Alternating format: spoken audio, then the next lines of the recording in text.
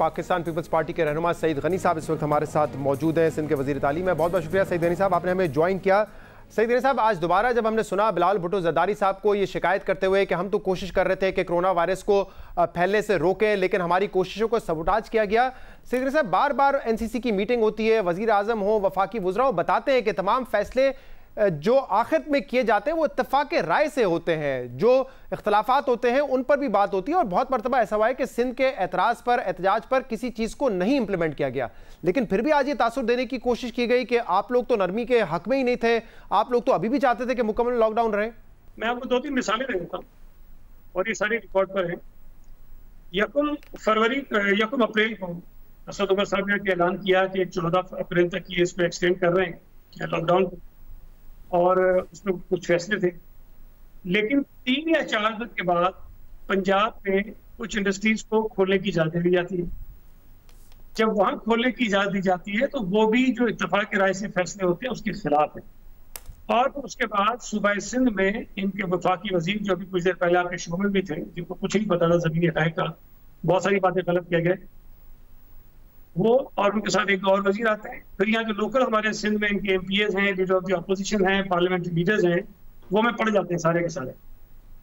सूबा पंजाब में NCC में जो इत्तेफाक की राय से फैसले होते हैं उसकी वायलेशन की जाती है, और फिर उन्हीं सेक्टर्स को खोलने के लिए हमारे ऊपर दबाव डाला जाता है। मैं आपको अभी रिसेंटली एक एग्जाम्पल और देता हूँ। अभी 7 मई को NCC की मीटिंग होती है।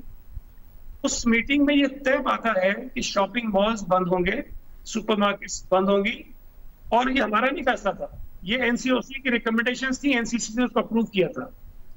जब सुप्रीम कोर्ट के सामने केस जाता है और सुप्रीम कोर्ट ये पूछता है कि जनाब शॉपिंग प्लाजा बंद है, तो पंजाब के जो पता नहीं एडवोकेट जनरल थे कौन थे, वो खड़े होकर कहते हैं कि हम तो खोलने जा रहे हैं, हमारे यहाँ तो खुल गए। KP वाले कुछ कहते हैं, पंजाब बलूचिस्तान वाले कुछ कहते हैं कि हमारे हैं नहीं। तो चीफ जस्टिस साहब हमारे ऊपर सिंध के ऊपर पूछते हैं कि जनाब ये तो कराची के लोगों से बड़ी ज्यादती कर रहे हैं, आप शॉपिंग मॉल्स क्यों नहीं खोल रहे हैं?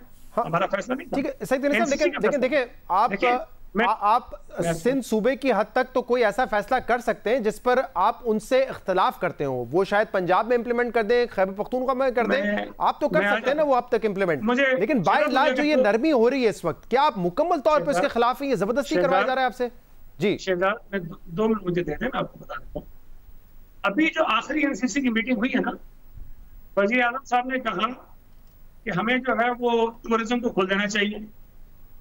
KPK के चीफ मिनिस्टर ने मुखालफत की, गिलगित के चीफ मिनिस्टर ने मुखालफत की, AJK के प्राइम मिनिस्टर ने मुखालफत की। जहाँ पे टूरिज्म ज्यादा होता है, जो लोग जाते हैं अपने यहाँ से घूमने फिरने जाते हैं, लेकिन वजीर आजम शाम को आके बैठ के कहते हैं ये खोलना चाहिए और आप इसकी तैयारी करें। इससे पहले जो ट्रांसपोर्ट का मसला हुआ था, ट्रांसपोर्ट पर भी इत्तेफाक राय नहीं था और ट्रांसपोर्ट को बंद रखने का फैसला था, लेकिन पंजाब का मौक़िफ़ एक दिन चेंज करवाया गया। NCC का फैसला था बंद रहेगा और पंजाब में ट्रांसपोर्ट को खुलवा दिया गया। NCC के फैसले जब होते हैं, फिर उसके बाद सूबे को कहते हैं आपकी मर्जी जो कर लो भाई, अगर हम अपनी मर्जी के वजीर आजम AJK, चले KP में उनकी हुकूमत है, AJK गिलगित बल्तिस्तान में तो अपनी मंशा नहीं कर सकते ना, वो उन्होंने कहा आप SOPs बनाएगा, उनको नहीं खोला होगा वो नहीं खोलेंगे। मिसाल के तौर पर आप वैसे तो कहते हैं कि सुप्रीम कोर्ट कह रहा है कि सब सूबे एक जैसा फैसला करें, लेकिन पंजाब ने पब्लिक सेक्टर खोल दिया, पब्लिक ट्रांसपोर्ट खोल दिया, आप लोगों ने नहीं खोली थी ना। मेरी मैं जो बात कहना चाह रहा हूँ, देखिए मैं ये कह रहा हूँ कि जो फैसला NCC में हो जाता है उस पर सबको चलना चाहिए ना, और जब तक अगली मीटिंग होती है तब तक इंतजार करना चाहिए। ये फैसला करवाते हैं और पंजाब में उसको फिर उसका फैसला चेंज हो जाता है, किसी और सूबे में चेंज हो जाता है, और वहाँ चेंज होने के बाद यहाँ सिंध में जो इनके MPs हैं, जो इनके लीडर ऑफ द अपोजिशन है, उनकी प्रेस कॉन्फ्रेंस में निकाले भाई, इंसाइट करते हैं लोगों को, ट्रांसपोर्टर्स को इंसाइट करते हैं, ट्रेडर्स को इंसाइट करते हैं, लोगों को उकसाते हैं कि आप सड़कों में निकल आओ, सिंध हुकूमत की बात मत मानो, देखें कैसे बंद करते हैं। इस तरह नहीं होता है भाई, अगर आपने फैसले हमें करने देने हैं तो हमें करने दें। और मुझे बताइए, ये बात आपकी दुरुस्त है, जिस तरीके से PTI की क़यादत सिंध में आके इंसाइट करती है, वैसे हमने ये नहीं देखा कि पीपल्स पार्टी की क़यादत पंजाब में कर रही हो या खैबर पख्तूनख्वा में कर रही हो इस बात पर। लेकिन अगर वो इंसाइट करते हैं, फिर भी आपने तो आखिर में वो फैसला करना है ना जो आवाम की बेहतरी के लिए है, वो इंसाइट करते रहे, आप तो फैसला वही करेंगे जो दुरुस्त है आपके नजदीक। मेरी थोड़ी सी सुन लें। देखिए बात ये है, जो फैसले इस वक्त हुकूमत कर रही है या करने जाती है पहले में, वो सब फैसले हैं भाई, अनपॉपुलर डिसीजंस हैं। उसमें अगर हम एक फैसला करेंगे और 4 सियासी जमातें हमारे खिलाफ लोग इंसाइट करेंगी, वो हम इन्फोर्स नहीं करा सकते हैं। तो ये मैं समझता हूँ कि बहुत बड़ी ज्यादती होती रही है सिंध में, और जो चेयरमैन साहब ने कहा बिल्कुल ठीक है, प्राइम मिनिस्टर साहब ने इस इशू को खराब किया है, लेकिन सईद साहब देखिए कुछ सेक्टर्स पे तो इख्तलाफ हो सकता है, जैसे पब्लिक ट्रांसपोर्ट पंजाब ने खोल दिया, आप लोगों ने देर से खोला, कुछ सेक्टर्स पे हो सकता है, लेकिन बाय एंड लार्ज तो आप भी इसी के हक में अब आ चुके हैं या नहीं आए कि हमें आहिस्ता आहिस्ता नरमी की तरफ जाना पड़ेगा और एसओपीज को इंप्लीमेंट करके चीजों को खोलना पड़ेगा। बाय एंड लार्ज आप इस फैसले के साथ हैं या आप अभी भी वही सोचते हैं कि एज ऑफ नाउ आज भी मुकम्मल लॉकडाउन होना चाहिए? आज की अगर आप बात करेंगे तो आज मुकम्मल लॉकडाउन करना किसी एक सूबाई हुकूमत के लिए बहुत मुश्किल काम है।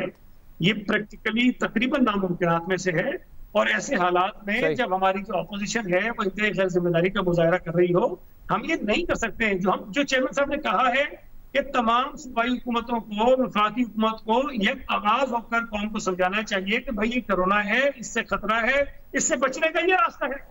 हम कहते हैं खतरनाक है, इनके आदमी कहते हैं जी वो तो थर्ड ग्रेड का जो है वो कोरोना है सिंध में, और पाकिस्तान में से तो फर्क नहीं पड़ रहा। इसको कंक्लूड करूं सईद गनी साहब, इमरान खान साहब ने लॉकडाउन किया लेकिन मुसलसल लॉकडाउन के खिलाफ बात करते रहे।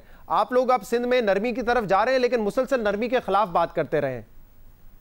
मैं अगर या हमारी हुकूमत या चेयरमैन साहब बात कर रहे हैं तो उसके रीजन है मेरे भाई, भी आप खुद बता रहे हो। हॉस्पिटल्स में जितनी स्पेस अब अगर अवेलेबल है भी, अल्लाह माफ करे, हफ्ते दो हफ्ते बाद ये भी नहीं होगी, और हम कितना उसमें इजाफा कर सकते हैं? दुनिया के बड़े बड़े ममालिक अपनी कैपेसिटी बढ़ा के इसका सामना नहीं कर सके। सही, ये बड़ा अहम नुकता है और मैं चाह रहा था सईद गनी साहब इस पे बात हो जाए। अब मुझे जरा बताइए कि यहाँ पर जो पेशेंट्स आ रहे हैं उसके लिए एक्सपो में आपने कहा था कि हमने 1000 से 1300 बेड्स पर जो है एक जगह बनाई है, कोविड पेशेंट्स के लिए आइसोलेशन सेंटर बनाया है। अगर अस्पताल ये भर रहे हैं कराची के, जिसमें पहले निजी अस्पताल थे अब सरकारी अस्पताल हैं, तो क्या हम ये नहीं कर सकते कि जो मेजॉरिटी पेशेंट्स हैं कोरोना के उनको वहां पे लेके जाए, उनका ट्रीटमेंट वहां हो, ताकि यहाँ दूसरे अस्पतालों में दूसरा इलाज भी हो सके और इस कैपेसिटी को यूज किया जा सके? मैं आपसे पहली बात तो वो जो वजीर साहब कह रहे थे एनडीए में ने बनाया, एनडीए में नहीं बनाया, सिंध हुकूमत ने बनाया, पाकिस्तान आर्मी उस पर हमारी मदद कर रही है, चला वो रहे, बनाया सिंध हुकूमत, एनडीए में तो कोई रोल इसका। और ये आइसोलेशन सेंटर है, आइसोलेशन सेंटर में आपके पास वेंटिलेटर्स नहीं होते, एचडीयू बेड्स नहीं होते हैं। वो लोग जो कोरोना के पेशेंट्स हैं लेकिन उनके घर में इतनी सहूलत नहीं है कि अपने आप को आइसोलेट कर सकें, उनको इन मराकज़ में रखा जाता है, और हम इसके अलावा भी बना रहे हैं। अगर हमने कोरोना के वो पेशेंट्स जिनको हॉस्पिटल्स में रखना जरूरी है, जिनको ऑक्सीजन की जरूरत है, जिनको वेंटिलेटर की जरूरत है, उनको अगर यहाँ लेकर आना है तो हमें फिर यहाँ पर वेंटिलेटर्स और ऑक्सीजन जो है उसकी सही। अब मुझे जरा इसका मुख्तसर जवाब दें कि आप कह रहे हैं कि 1-2 हफ्ते बाद सूरत हाल और ज़्यादा तशवीशनाक हो सकती है, दबाव बढ़ेगा। हमारे आज जियो ने भी बड़ी एक्सटेंसिव रिसर्च की है और कराची के तो आगा खान हॉस्पिटल है, उनमें बताया जा रहा है कि 2 वेंटिलेटर्स रह गए हैं, डाओ में 2 वेंटिलेटर्स रह गए। इसके अलावा तो चाहे जिना हो चाहे सिविल हो, वेंटिलेटर्स भर चुके हैं। अगर ये सूरत हाल है तो 2 हफ्ते बाद प्लान क्या है फिर हमारा हेल्थ सर्विसेज के हवाले से? देखिए, यही वो सूरत हाल है जिस पर हम पिछले 3 महीनों से बात करते हुए आ रहे हैं कि इन हालात तक पहुंचने से पहले हमें कुछ इकदाम करने चाहिए थे ताकि ये वबा, ये वायरस इतना ना फैले। लेकिन बदकिस्मती से हमारे लिए शायद हमारी मईशत को बचाना बहुत ज्यादा जरूरी था, लोगों की जानों को बचाना सेकेंडरी चीज थी, तो वो एक डिसीजन हमने लिया। अब क्या प्लान है? एक्सपो सेंटर में आप कह रहे हैं वो सिर्फ एक आइसोलेशन सेंटर है, वहां पे कोई वेंट्स नहीं है, एचडीयूज नहीं है, अस्पतालों में ये फैसिलिटीज तमाम सैचुरेट होती जा रही है, तो प्लान क्या है हमारा 2 हफ्ते बाद? मैं करूं आपसे, देखिए एक्सपो सेंटर में थोड़ा बहुत ऑक्सीजन का इंतजाम जरूर है लेकिन 1200 लोगों के लिए नहीं है। अब अगर हम ये इंतजाम कर भी दें शहजाद, अल्लाह माफ करे, ये भी ना काफी होंगे शायद, जिस तेजी से केसेस बढ़ते जा रहे हैं। और आपको वेंटिलेटर्स प्रोक्योर करना इतनी बड़ी तादाद में कोई आसान काम नहीं है। उसके लिए आपको चीजें, जो सबसे खतरनाक बात हो रही है कि आपके डॉक्टर्स, पैरामेडिक्स, नर्सेज जो है वो इन्फेक्ट होते हुए जा रहे हैं, वो सिस्टम से निकलते जा रहे हैं, और ये सबसे खतरनाक बात है। ठीक है। और बाज़ औक़ात लोग उस पर हमला कर देते हैं, उन पर तशद्दुद करते हैं, उनको हरासा करते हैं, तो ये सारी चीजें मिलकर जो है वो सूरत हाल को बहुत शुक्रिया। बहुत बहुत शुक्रिया सईद गनी साहब हमारे साथ मौजूद थे।